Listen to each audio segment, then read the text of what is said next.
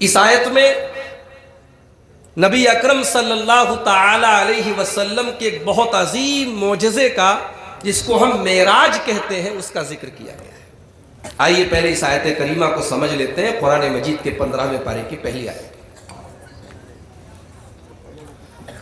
सुब्हानल्लज़ी अस्रा बिअब्दिही लैलन मिनल मस्जिदिल हराम इलल मस्जिदिल अक़सा।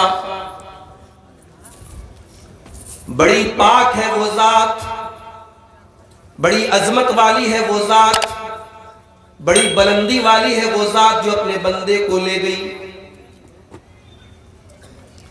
रातों रात ले गई। मिनल मस्जिदिल हराम इलल मस्जिदिल अक़सा, मस्जिद हराम से, खाने काबा से, मक्का मुकर्रमा से, इलल मस्जिदिल अक़सा, मस्जिद अक़सा तक, बैतुल मुक़द्दस तक।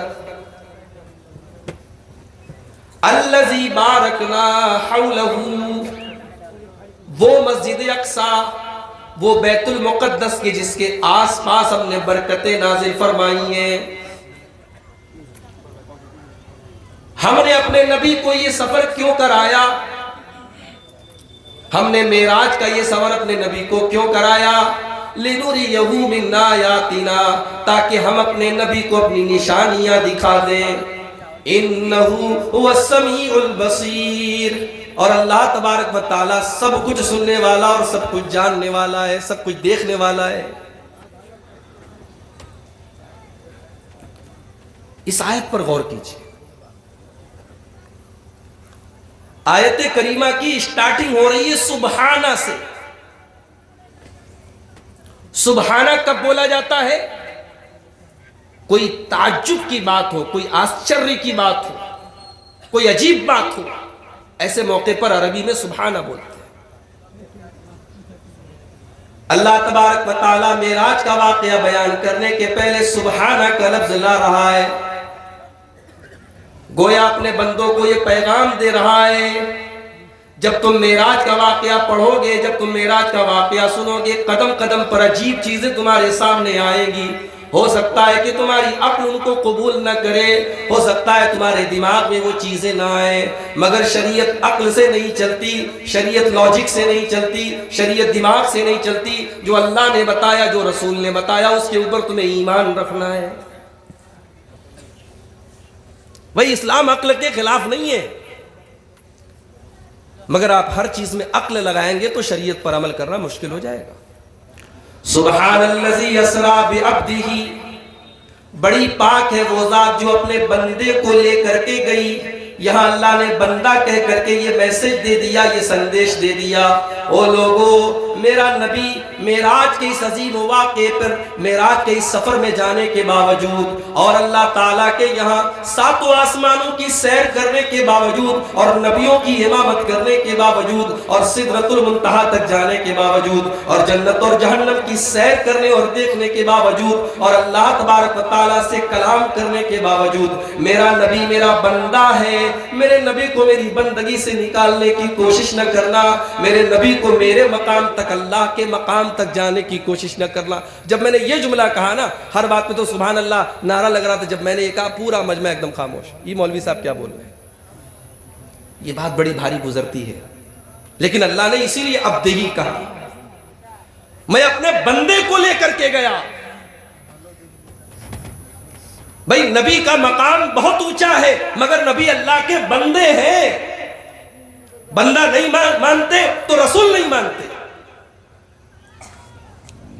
हम नमाज पढ़ते हैं तो तैयार में भी हम यही कहते हैं, अशहदु अल्ला इलाहा इल्लल्लाहु व अशहदु अन्ना मुहम्मदन अब्दुहु व रसूलुहु। वहां पर भी हम अल्लाह का बंदा कहते हैं। और अल्लाह ने सुब्हानल्लज़ी अस्रा बिअब्दिही कह करके एक और मसला हल कर दिया। कोई अगर यह समझता है कि मेराज के सफर में अल्लाह के रसूल की रूह तो गई थी लेकिन आपका शरीर नहीं गया था, आपकी बॉडी नहीं गई थी, आपका जिस्म नहीं गया था। तो कुरान का ये जुमला, कुरान का ये लफ्ज उनकी तरदीद कर रहा है कि नहीं, अल्लाह कह रहा है मैं अपने बंदे को लेकर के गया। और जब बंदा कहा जाए तो बंदा सिर्फ रूह को नहीं कहा जाता, बंदा रूह और जिस्म दोनों के मिक्सचर को, दोनों के मजमुए को कहा जाता है। भाई मेरे अंदर रूह है तब मैं अल्लाह का बंदा हूं, रूह निकल गई तो मैं तो लाश हो गया, मेरी रूह को बंदा नहीं कहा जाएगा और मेरे जिस्म को अलग से बंदा नहीं कहा जाएगा। जिस्म और रूह दोनों के मजमुए का नाम बंदा है। अल्लाह ने यह मसला भी हल कर दिया। मेराज ख्वाब में नहीं हुई थी, मेराज हकीकत में हुई थी और नबी का जिस्म भी गया था और नबी की रूह भी गई थी। अच्छा, बड़ी पाक है वो जात जो अपने बंदे को ले गई। कब ले गई? लैलन, मेराज का ये वाकया रात में हुआ, क्योंकि रात का वो वक्त होता है जब अल्लाह तबारक व तआला की रहमतें अपने उरूज पर होती हैं और अल्लाह के नेक बंदे रात ही में अपने रब को पुकारा करते हैं। यह अलग बात है कि रात ही में बहुत सारे गुनाह भी हुआ करते हैं, बहुत सारे काले कारनामे भी रात ही में किए जाते हैं, बदकारी और ज़िनाकारी के काम भी रात ही में होते हैं, चोरी और डाके के काम भी आमतौर से रात ही में होते हैं। मगर अल्लाह के कुछ नेक बंदे ऐसे भी हुआ करते हैं, ततजाफा जुनूबुहुम अनिल मज़ाज यदऊन रब्बहुम खौफन व तमा। जब दुनिया वाले रात में अपने बिस्तरों पर सोए रहते हैं, लोग फेसबुक और व्हाट्सएप पर लड़कियों से चैटिंग करते रहते हैं, हमारा नौजवान गलत कामों में लगा रहता है। अल्लाह के कुछ नेक बंदे ऐसे भी होते हैं, ततजाफा जुनूबुहुम अनिल मज़ाजिर, वो अपने बिस्तरों से उठ करके अल्लाह को याद करते रहते हैं, वो तहज्जुद की नमाज पढ़ते रहते हैं, वो क़ियामुल लैल करते रहते हैं, वो अल्लाह की बारगाह में आंसू बहाते रहते हैं। अल्लाह ने रात में मेराज किया। सुकून का वक्त होता है रात, सन्नाटे का वक्त होता है रात। और अल्लाह ने यह नहीं कहा कि पूरी रात मेराज का वाकया पेश आया, रात के थोड़े हिस्से में, यानी अल्लाह के नबी गए भी और मेराज के सफर से वापस भी आ गए, रात खत्म नहीं हुई, सुबह नहीं हुई, अभी रात चल ही रही है, रात के छोटे से हिस्से में मेराज का सफर हुआ। भाई आप कहेंगे मौलवी साहब ये कैसे मुमकिन है? मान लो कि अल्लाह के नबी सल्लल्लाहु अलैहि वसल्लम रात में इशा की नमाज पढ़ के सोए। आमतौर से इशा की नमाज पढ़ते पढ़ते हमारे यहां के टाइम के मुताबिक 9 बज गया और सुबह फजर की अजान हो रही है 5 बजे, तो 3 घंटे इधर ले लो, 5 घंटे उधर, 8 घंटे की रात हो रही है फजर तक। और 8 घंटे में भी अल्लाह ये नहीं कह रहा है पूरी रात मेराज का वाकया पेश आया, रात के कुछ हिस्से में।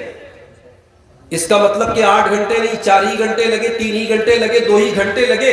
2 घंटे में अल्लाह के नबी ने नमाज भी पढ़ाई, बैतुल मुक़द्दस भी गए, 7वां आसमान पर भी गए, नबियों से मुलाकात की, जन्नत को भी देखा, जहन्नम को भी देखा। मौलवी साहब बात समझ में नहीं आई? ये टाइम अल्लाह ने बनाया है। भाई ये घड़ी की सुई हमारे लिए चलती है, अल्लाह तबारक व तआला टाइम का मोहताज नहीं। अल्लाह ताला जब चाहे, जिसके लिए चाहे टाइम को रोक ले, समय को रोक ले।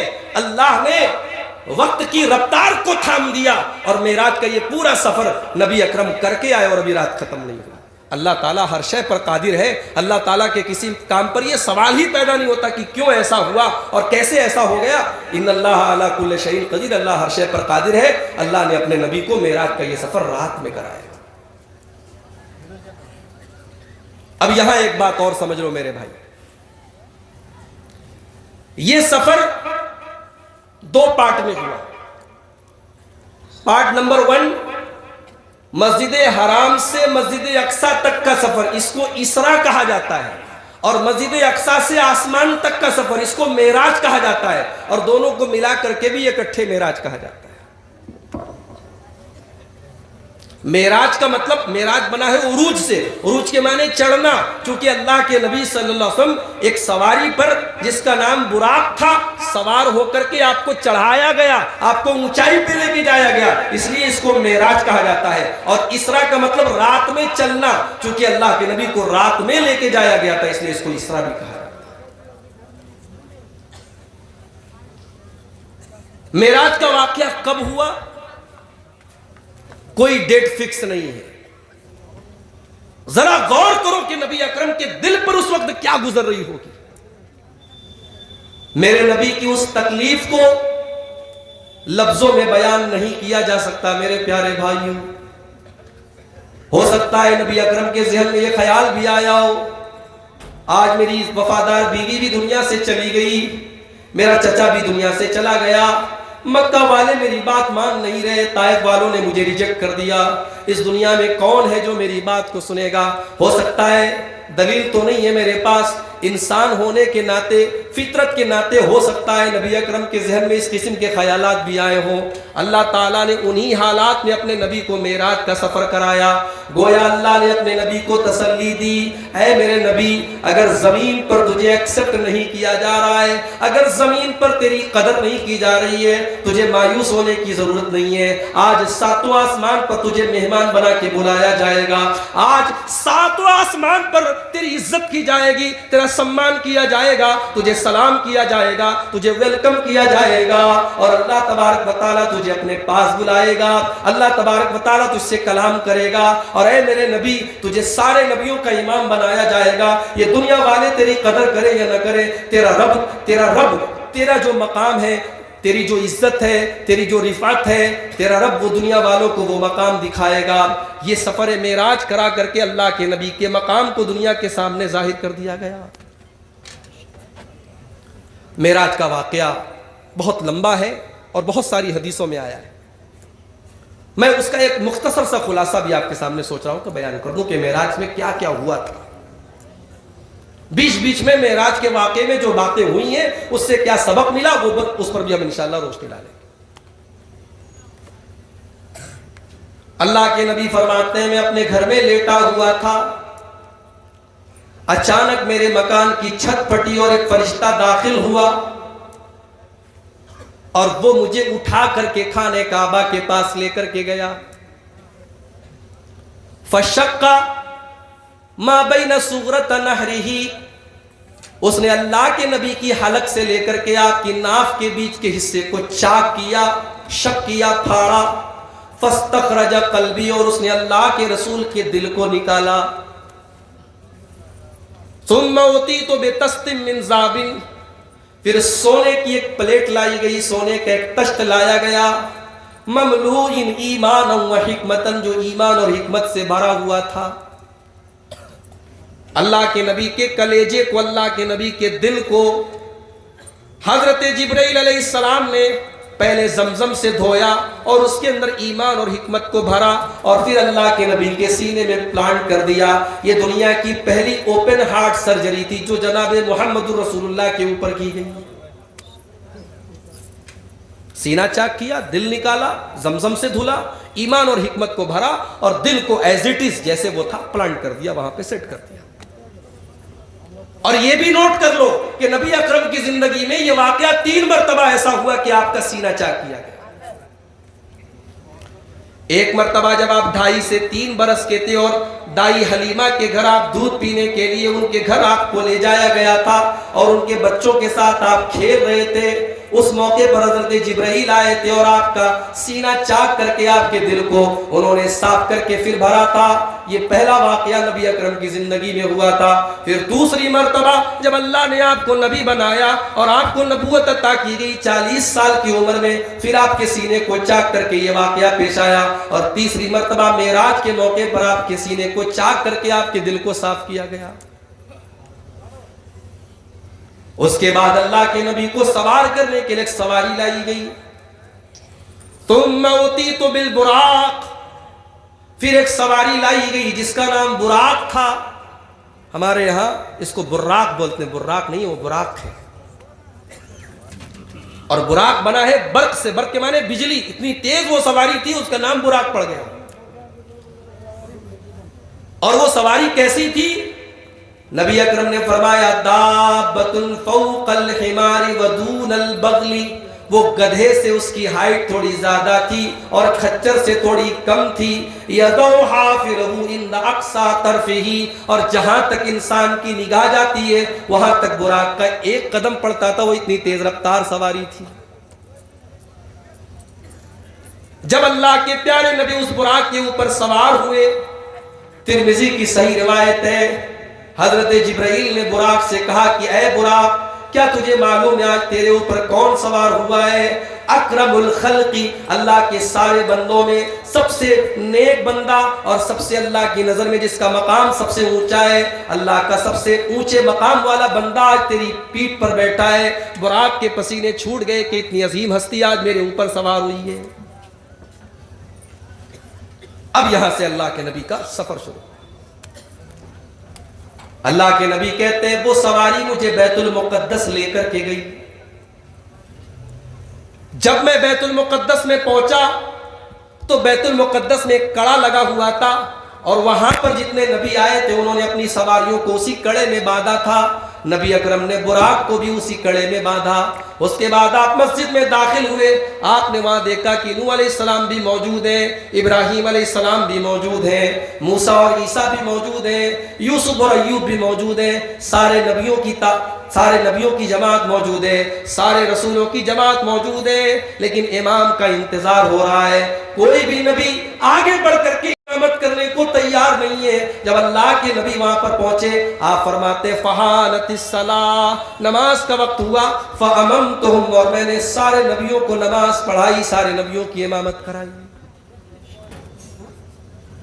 अल्लाह अकबर। अल्लाह के बंदों में सबसे ऊंचा मकाम नबियों का होता है और सारे नबियों की इमामत करा रहे हैं जनाब मोहम्मद रसूलुल्लाह। गोया अल्लाह ने अपने नबी को सारे नबियों का इमाम बना करके ये पैगाम दे दिया, ओ लोगों, ये मेरा नबी आखिरी नबी है। नूह अलैहिस्सलाम तो एक वक्त के नबी थे, इब्राहिम एक वक्त तक के नबी थे, मूसा अलैहिस्सलाम अपनी कौम के नबी थे, ईसा अलैहिस्सलाम अपनी कौम के नबी थे। लेकिन ये मेरा नबी कयामत तक का नबी है। इसके बाद कोई नबी आने वाला नहीं है। ये कयामत तक के आने वाले इंसानों का नबी है और इसकी शरीयत कयामत तक की शरीयत है। अब इसके बाद कोई नई शरीयत नहीं आएगी, कोई नया दीन नहीं आएगा। इसी के दीन को फॉलो करोगे, इसी के दीन पे चलोगे तो कामयाब हो जाओगे। सारे नबियों की आपने इमामत कराई। जानते हो, किसी बड़े होटल में जाओ तो होटल में, बड़े होटल की बात कर रहा हूं, 5 स्टार होटल में आप जाएंगे तो होटल वाले आपको वेलकम ड्रिंक पिलाते हैं। वेलकम ड्रिंक, इस्तकबाल के तौर पे आपके स्वागत में आपको कोई बेहतरीन जो है कोई जूस होता है, कोई ड्रिंक होता है, वो पिलाते हैं। और जो बहुत सारे शराब पीने वाले लोग होते हैं उनको शराब भी पिलाते हैं। अब बैतुल मुकद्दस में नमाज पढ़ाने के बाद अल्लाह के नबी को अब आसमानों की सैर पे जाना है। अब हजरत जिब्राइल अलैहिस्सलाम अल्लाह के नबी के लिए वेलकम ड्रिंक लाते हैं। एक प्याले में शराब लेकर के आए, एक प्याले में दूध लेकर के आए। नबी अकरम के सामने दोनों प्याले रख दिए। आए अल्लाह के नबी, प्याला उठाइए। नबी अकरम ने दूध का प्याला उठाया, शराब को हाथ नहीं लगाया। जैसे ही आपने दूध का प्याला उठाया, हजरत जिब्राइल ने कहा इख्तरतल फितरा, अल्लाह के नबी आपने फितरत को उठाया है, आपने फितरत को चुना है। आपको अल्लाह ताला ने फितरत वाला बनाया है। आप जो शरीयत दुनिया में लेकर के जा रहे हैं वो शरीयत भी फितरत वाली होगी। आपकी शरीयत में कोई ऐसी शिक्षा नहीं होगी, इस्लाम के अंदर कोई ऐसी तालीम नहीं होगी जो फितरत के खिलाफ हो। फितरत के जितने तकाजे इस्लाम उनके अंदर सही रहनुमाई करेगा। तो नबी अकरम जो दीन लेकर के आए वो फितरत वाला दीन है मेरे भाई। आपने दूध का प्याला उठाया, शराब का नहीं उठाया। हजरत जिब्राइल ने कहा कि आपने फितरत को चुना है, आपने सही चीज को चुना है, आपने दूध को पिया है। उसके बाद अल्लाह के नबी बुराक के ऊपर सवार हुए। हजरत जिब्राइल आपके साथ में पहले आसमान पे आपको लेके जाया गया। हजरत जिब्राइल ने दरवाजा खटखटाया, इजाजत तलब की। अंदर से पूछा गया कि कौन है? फरमाया जिब्राइल। पूछा गया आपके साथ कौन है? कहा मोहम्मद सल्लल्लाहु अलैहि वसल्लम में। पूछा गया क्या इनको बुलाया गया है? कहा कि हां बुलाया गया है। पता ये चला आसमानों पर भी सिक्योरिटी का इंतजाम है। दुनिया की कोई ताकत बिना इजाजत के उस सिक्योरिटी को क्रॉस नहीं कर सकती। वो अल्लाह की बनाई हुई सिक्योरिटी है। फरिश्ते को भी इजाजत लेके जाना पड़ रहा है। इजाजत तलब की, जिब्राइल ने अपना इंट्रोडक्शन कराया, नबी अकरम का इंट्रोडक्शन कराया, तब दरवाजा खोला गया। नबी अकरम ने दरवाजा खोला, देखा कि आपके बाप आदम अलैहिस्सलाम मौजूद हैं। जिब्राइल ने कहा ये आपके बाप आदम हैं, इनको सलाम कीजिए। नबी अकरम ने सलाम किया। आदम अलैहिस्सलाम ने सलाम का जवाब दिया और वेलकम कहा, खुशामदीद कहा। फरमाया मरहबम बिल इब्न सालेह वन नबी सालेह, ऐ मेरे नेक बेटे, तेरा बाप आदम तेरा इस्तेमाल करता है, तुझे वेलकम करता है। उसके बाद अल्लाह के नबी आगे बढ़ने लगे। फिर आपने पलट करके देखा आदम अलैहिस्सलाम के दाहिनी तरफ कुछ रूहें रखी हुई थी, कुछ रूहें नजर आ रही थी। आदम अलैहिस्सलाम अपने दाहिनी तरफ देख रहे थे तो हंसने लगते थे, मुस्कुराने लगते थे, और बाएं तरफ देखते थे तो रोने लगते थे, आंखों से आंसू जारी हो जाते थे। नबी अकरम ने पूछा जिब्रील ये क्या मामला है? ये आदम अलैहिस्सलाम दाएं तरफ देखते मुस्कुराने लगते, बाएं तरफ देखते रोने लगते, क्या चक्कर है, क्या मामला है? कहा अल्लाह के नबी दाहिनी तरफ उनकी वो औलादे हैं, उनकी औलाद की रूहें हैं जो जन्नत में जाएंगी। हजरत आदम अलैहिस्सलाम जब अपनी उस औलाद को देखते हैं, अपनी औलाद में उन रूहों को देखते हैं जो जन्नत में जाएंगी, वो हंसने लगते हैं, वो खुश हो जाते हैं, वो मुस्कुराने लगते हैं। और जब बाएं तरफ देखते हैं अपनी औलाद में उन रूहों को देखते हैं जो जहन्नम में जाएंगी, उनकी आंखों से आंसू जारी हो जाते हैं। बड़ी मोहब्बत करता है एक बाप अपनी औलाद से, हम भी करते हैं। औलाद को चोट पहुंच जाए बाप परेशान हो जाता है। आदम अलैहिस्सलाम अपनी औलाद को देख करके रो रहे कि मेरी औलाद जहन्नम में जाएगी।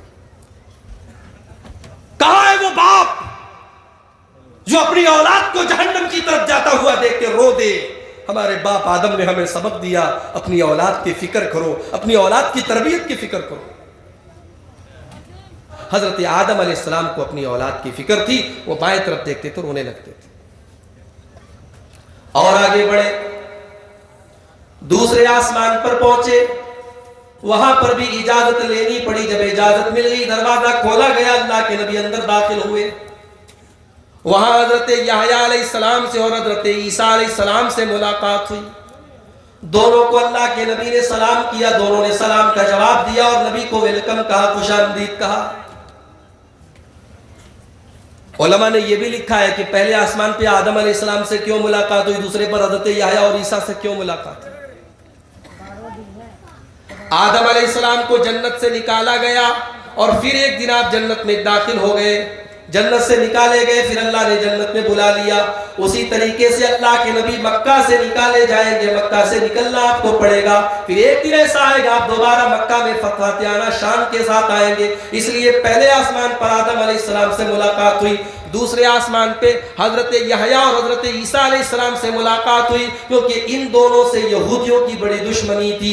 यहूदियों ने हजरत यहया को कत्ल कर दिया था और हजरत ईसा को कत्ल करने की कोशिश की थी। अल्लाह ताला ने दूसरे आसमान पे यहया और ईसा अलैहिस्सलाम से मिलवा करके अपने नबी को यह पैगाम दिया कि मेरे नबी, यहूदी आपके भी कट्टर दुश्मन होंगे, आपसे दुश्मनी करेंगे।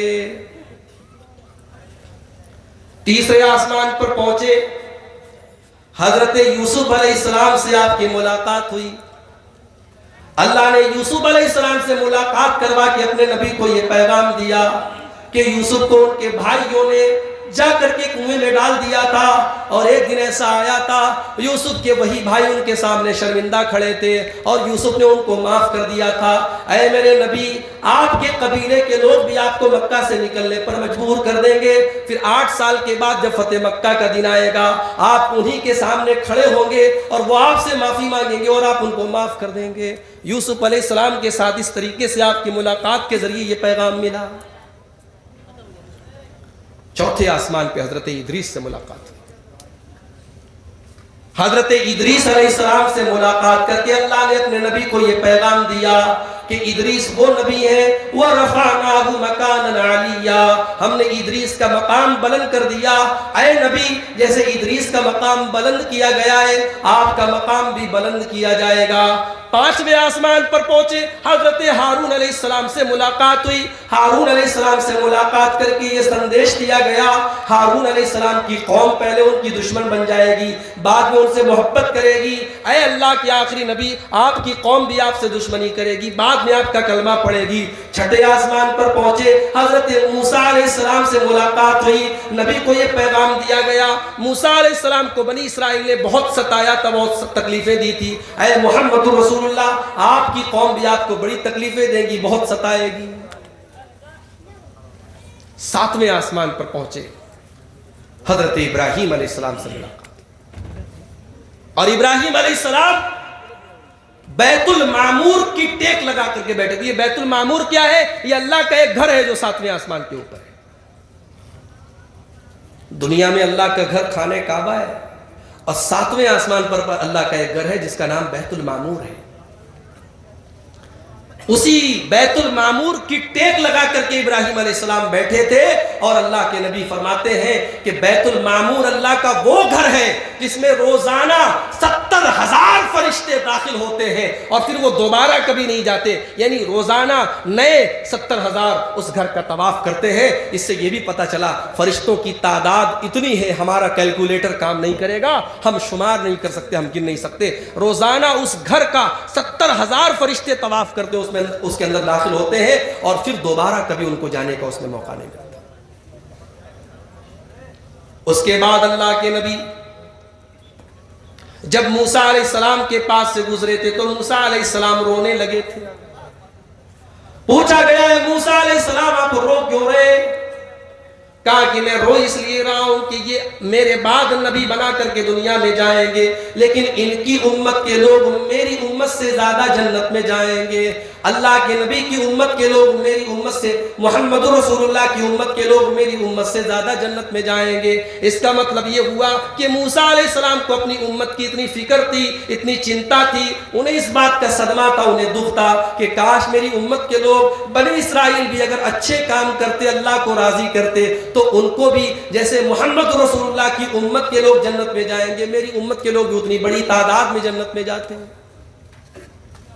फिर और आगे बढ़े, एक बहुत बड़ा बेरी का दरख्त आपने देखा जिसका नाम सिदरतुल मुंतहा था।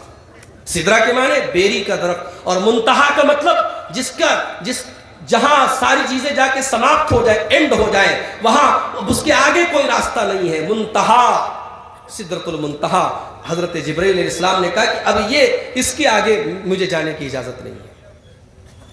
और वो सिदरतुल मुंतहा इतनी खूबसूरत वो जगह थी, अल्लाह के रसूल कहते हैं उसको लफ्जों में बयान नहीं किया जा सकता। उसके बाद मुझे और ऊंचाई पे लेके जाया गया, मैंने कलम के चलने की आवाज सुनी। अल्लाह तबारक व तआला अपने बंदों के दरमियान जो फैसला करने का हुक्म देता है, और फरिश्ते जो कलम से लिखते हैं, उस कलम की सरसराहट को मैंने सुना, उस कलम की आवाज को मैंने सुना। फिर जन्नत मुझे दिखाई गई, जहन्नम मुझे दिखाई गई। उसके बाद अल्लाह के नबी सल्लल्लाहु अलैहि वसल्लम फरमाते हैं कि उसी मेराज के सफर में मैंने ऐसे भी लोगों को देखा जो खून की नदी में, खून की नहर में तैर रहे हैं, और उनके मुंह में पत्थर भरे जा रहे हैं, उनके मुंह में बड़े बड़े पत्थर डाले जा रहे हैं। मैंने पूछा, ऐ जिब्रील ये कौन लोग हैं? कहा गया है अल्लाह के नबी, ये आकिलुर रिबा, ये सूद खाने वाले लोग हैं, ये ब्याजखोर लोग हैं। अल्लाह के नबी को सूदखोर का अजाब क्यों दिखाया गया? मेराज के सफर में सूदखोर का अजाब दिखा करके नबी अकरम की उम्मत को यह सबक दिया गया कि देखो इतना बड़ा अजाब हो रहा है सूद खाने वाले को, कहीं ये बुराई तुम्हारे अंदर न पनपने लगे, ये बुराई तुम्हारे अंदर न पैदा हो जाए। हलाल कमाई के बहुत सारे रास्ते अल्लाह ने बनाए, तुम हलाल कमाई को छोड़ के हराम खोरी न करने लगना, तुम सूद न खाने लगना, तुम ब्याज न खाने लगना।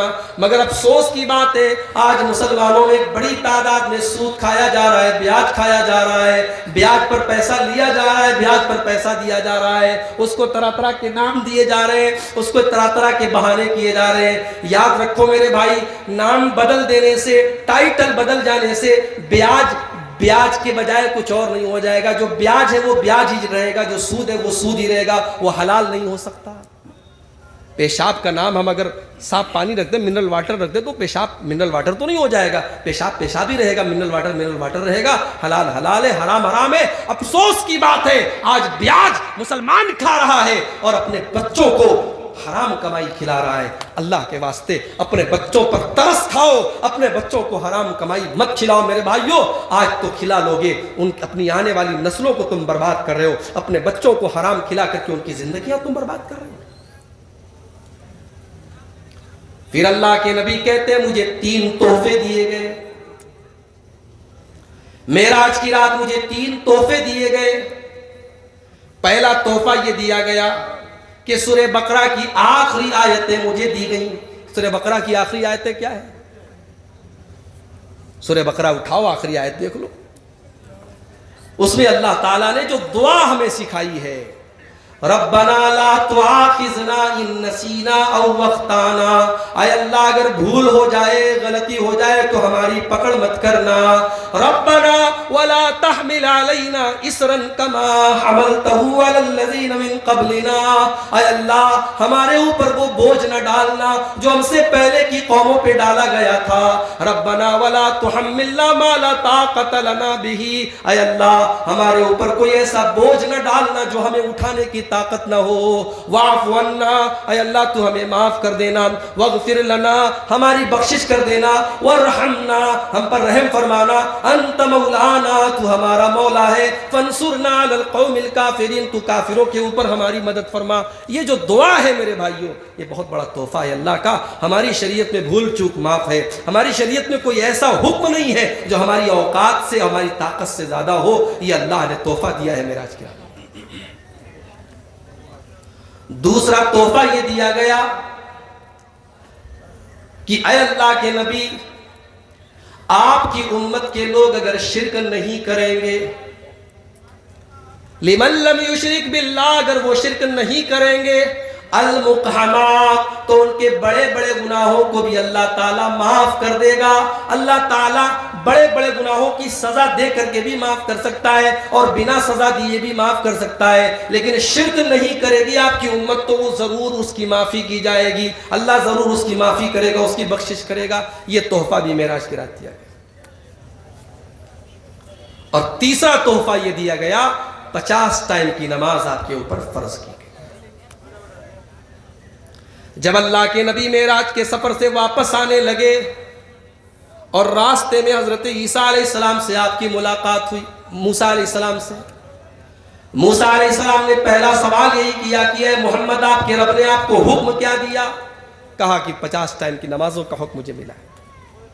कहा अरे ये क्या कर रहे हैं आप? आपकी उम्मत नहीं पढ़ पाएगी 50 टाइम की नमाज। मैंने बहुत आजमाया है, बनी इस्राइल को बहुत तजर्बा किया है, लोग 50 टाइम की नमाज नहीं पढ़ पाएंगे। आप जाइए अपने रब के पास और कहिए इसमें कमी की जाए। अल्लाह अकबर। हमारा नबी हमारे लिए अल्लाह के पास कमी कराने के लिए गया। भाई हमारे नबी को अगर खुद पढ़ना है तो 50 में मेरे नबी को तो कोई फर्क नहीं पड़ता। मेरे नबी तो रातों को इतनी लंबे क़ियाम करते थे कि मेरे नबी के पैर सूज जाते थे, वरम आ जाते थे। मेरे नबी को अपने साथ मसला नहीं था, मसला हमारे और आपके साथ था। हमारी और आपकी खैर खाही और भलाई में हमारे नबी गए और अल्लाह से उसमें कमी करने की गुजारिश की। 50 से 40 की गई। फिर वापस आए, मूसा अलैहिस्सलाम ने कहा यह भी ज्यादा है, नहीं पढ़ पाएगी, 40 में भी कमी कराइए। 40 से 30 की गई, 30 से 20 की गई, 20 से 10 की गई, 10 से 5 की गई। 5 वक्त की नमाजें भी जब अल्लाह के नबी लेकर के आए, मूसा अलैहिस्सलाम कहने लगे मैंने बनी इस्राइल को आजमाया है, आपकी उम्मत 5 टाइम की नमाज भी नहीं पढ़ पाएगी, आप कम करवाइए। नबी अकरम ने फरमाया नहीं, अब मुझे शर्म आ रही है, अब इससे कम मैं नहीं करवाऊंगा। नबी अकरम ने कहा इससे कम मैं नहीं करवाऊंगा। उधर अल्लाह की तरफ से आवाज आई, अमदईतु फरीदती व खफ़फ़तु अन इबादी। ऐ नबी, हमने 5 टाइम की नमाज आपको दी है, लेकिन सवाब आपको पूरे 50 का मिलेगा। मैंने अपना हुक्म भी दे दिया और अपने बंदों के ऊपर आसानी भी कर दी। मगर मूसा अलैहिस्सलाम की बात तो सही निकली ना, 5 टाइम की भी कहां पढ़ पा रहे हम लोग। जलसे में हजारों आते हैं, मस्जिद में 10-20 आते हैं। दुनिया के कामों में हम इतने मगन हैं कि हमें हय्या अला सलाह की कोई चिंता नहीं, कोई फिक्र नहीं। हम इतने गए गुजरे हैं कि 24 घंटे में 5 बार अपने रब के आगे सर झुकाने की भी हमें फुर्सत नहीं है। और हम दावा करते हैं, बड़े बड़े दावे करते हैं हमें नबी से मोहब्बत है। झूठा है हमारा दावा। अगर नबी से मोहब्बत होती तो नमाज से भी मोहब्बत होती। नमाज वो इबादत है जो आसमान पर फर्ज हुई, रोजा जमीन पर, ज़कात जमीन पर, हज जमीन पर, सारी इबादतें जमीन पर फर्ज हुई। नमाज इकलौती इबादत है जो आसमान पर फर्ज हुई। रोजा जिब्रील लेकर के आए, ज़कात जिब्रील लेकर के आए, हज का हुक्म जिब्रील लेकर के आए, मगर रोजे का हुक्म अल्लाह ताला ने डायरेक्ट अपने नबी को दिया है। गोया नमाज के जरिए बंदा डायरेक्ट अपने रब से बात करता है, बंदा डायरेक्ट अपने रब से ताल्लुक जोड़ता है। और इसीलिए अल्लाह के नबी फरमाते हैं जब बंदा सजदे में जाता है, अक़रबु मा यकूनुल अब्दु मिन रब्बिही व हुवा साजिद, बंदा सजदे में अपने रब से सबसे ज्यादा करीब होता है। सजदे में जो दुआ की जाती है अल्लाह ताला जरूर कबूल करता है। तो नमाज की पाबंदी करो मेरे भाई, बिजनेस करो, नौकरी करो, लेकिन नमाज भी साथ में पढ़ो। अल्लाह तुमको बिजनेस से नहीं रोकता है। रिजालुन ला तुल्हीहिम तिजारतुन वला बैउन अन ज़िक्रिल्लाह, मेरे नेक बंदे वो हैं उनका कारोबार उनको नमाज से नहीं रोकता, उनकी तिजारत, उनकी नौकरी उनको नमाज से नहीं रोकती, वो नमाज की पाबंदी करते हैं। तो नबी को 5 टाइम की नमाज दी गई। एक और तोहफा दिया गया, और अब यही बात बयान करके मैं बात खत्म करूंगा इंशाअल्लाह। आए अल्लाह के नबी, आपकी उम्मत के लोग अगर किसी गुनाह के काम का, किसी गलत काम के करने का इरादा करेंगे और वो गुनाह का काम कर लेंगे तो उनको एक गुनाह उनका लिखा जाएगा अल्लाह ताला के यहाँ। लेकिन अगर गुनाह का काम करने का इरादा करके गुनाह नहीं करेंगे तो वो गुनाह नहीं लिखा जाएगा। और गुनाह का पक्का इरादा करके अगर कोई गुनाह नहीं करेगा अल्लाह के डर से, तो उसको अल्लाह ताला एक नेकी लिख देगा, क्योंकि बंदा गुनाह का पक्का इरादा करके अल्लाह के डर से उसने गुनाह नहीं किया, गुनाह को छोड़ दिया, तो अल्लाह ताला उसको भी एक नेकी लिख देगा। और अगर बंदा नेकी का इरादा कर ले, सिर्फ पक्का इरादा कर ले और किसी मजबूरी की वजह से वो नेकी न कर पाए, तब भी उसको एक नेकी का सवाब दिया जाएगा, और नेकी कर लेगा तो 10 नेकियों का सवाब दिया जाएगा। इशा की नमाज आपने पढ़ी, मोबाइल पे आपने अलार्म सेट कर दिया, मुझे रात में 2 बजे उठना है, तहज्जुद पढ़ना है।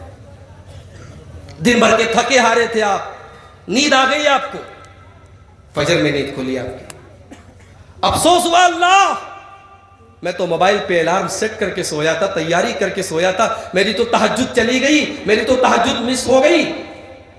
अल्लाह ने अपने नबी के जरिए ये तोहफा दिया कि अगर आपने पक्का इरादा करके आप सोए और आपकी नींद नहीं खुल पाई, तब भी आपको एक बार तहज्जुद पढ़ने का सवाब मिलेगा। नेकी का पक्का इरादा तो करो।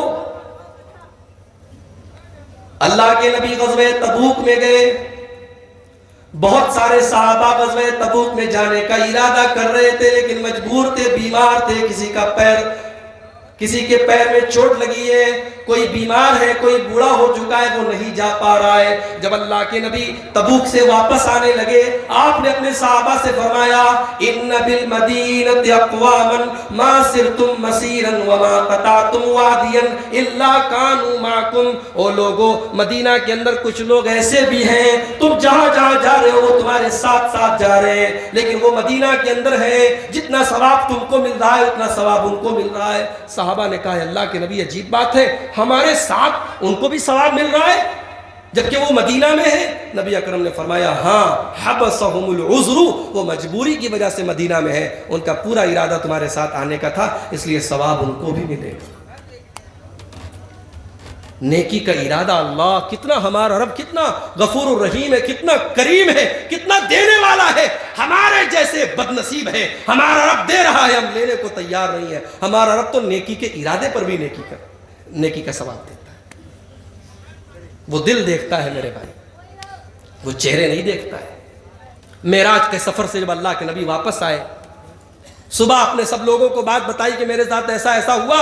अबू जहल खड़ा हुआ, कहा, अच्छा, बैतुल मुकद्दस गए हो, रात में गए, रात में वापस चले आए, हमें बेवकूफ समझाए। 1 महीना जाने में लगता है, 1 महीना आने में लगता है, तुम रात में गए वापस चले आए। अच्छा चलो बताओ, बैतुल मुकद्दस में कितने खंबे हैं, बैतुल मुकद्दस में कितनी खिड़कियां हैं, बैतुल मुकद्दस में कितने रोशनदान हैं, बैतुल मुकद्दस के पूरब साइड में क्या है, बैतुल मुकद्दस के पश्चिम साइड में क्या है। अब जब उसने ऐसे सवालात किए, भाई मैं नीमा में 5 से 6 बार आ चुका हूं, लेकिन आया, तकरीर किया, चला गया। अब कोई मुझसे पूछे, मौलवी साहब आप नीमा में गए थे, आप मदरसे में भी गए होंगे, माद उबई इब्न काब में, मदरसे में बताइए कितने कमरे हैं, कितने खिड़कियां हैं, कितने दरवाजे। तो मैं कैसे बता पाऊंगा, मैं दरवाजे तो नहीं गिन रहा था, मैं खिड़कियां तो नहीं गिन रहा था। अब अल्लाह के नबी कहते, जब उसने, अबू जहल ने ऐसे सवालात किए तो मुझे बड़ी तकलीफ हुई। मुझे लगा कि आज तो ये मुझे झूठा साबित कर देंगे अगर मैं इनके सवालों का जवाब नहीं दे पाया। तो अल्लाह ताला ने अपने नबी के सामने पूरा वीडियो ला के रख दिया बैतुल मुकद्दस का। अल्लाह के नबी कहते, मैंने अपनी आंखों के सामने बैतुल मुकद्दस देखा, और वो जिस एंगल से सवाल करते चले जाते थे, अल्लाह उस एंगल को मेरे सामने रख देता था। वो पूछते थे बैतुल मुकद्दस के पूरब में क्या है, पूरब साइड का व्यू मेरे सामने आ जाता। वो पूछते पश्चिम साइड में क्या है, पश्चिम का व्यू मेरे सामने आ जाता। मा यसअलूनी, वो जो सवाल करते मैं जवाब देता चला। उसके बाद अबू जहल दौड़ा दौड़ा आया, अबू बकर, आज तो तुम्हारा दोस्त ऐसी बातें कर रहा है कि तुम भी सुन करके मजाक उड़ाओगे। कहा, ऐसा क्या कह दिया मेरे नबी ने? कहा, अबू जहल, तुम्हारे नबी का कहना है कि वो रात में बैतुल मुकद्दस भी गए, नमाज भी पढ़ाई नबियों को, और 7 आसमानों की सैर भी की और वापस चले आए। अरे अबू बकर, तुम्हारे पास अगर कुछ दिमाग है, कुछ अकल है तो बताओ, क्या तुम्हारे नबी की ये बात सही हो सकती है क्या? अबू बकर सिद्दीक ने जो जवाब दिया है, अल्लाह अकबर, कहा, लइन क़ालहु फ़क़द सदक़, अगर मेरे नबी ने कहा है तो सही कहा है। अबू बकर अपनी नमाज से अबू बकर नहीं बने, अबू बकर अपने रोजे से अबू बकर नहीं बने, अबू बकर अपने ईमान से अबू बकर बने, अबू बकर अपने यकीन से अबू बकर बने। वो यकीन, वो ईमान दुनिया में किसी के पास नहीं है मेरे पास, जो अबू बकर के पास था।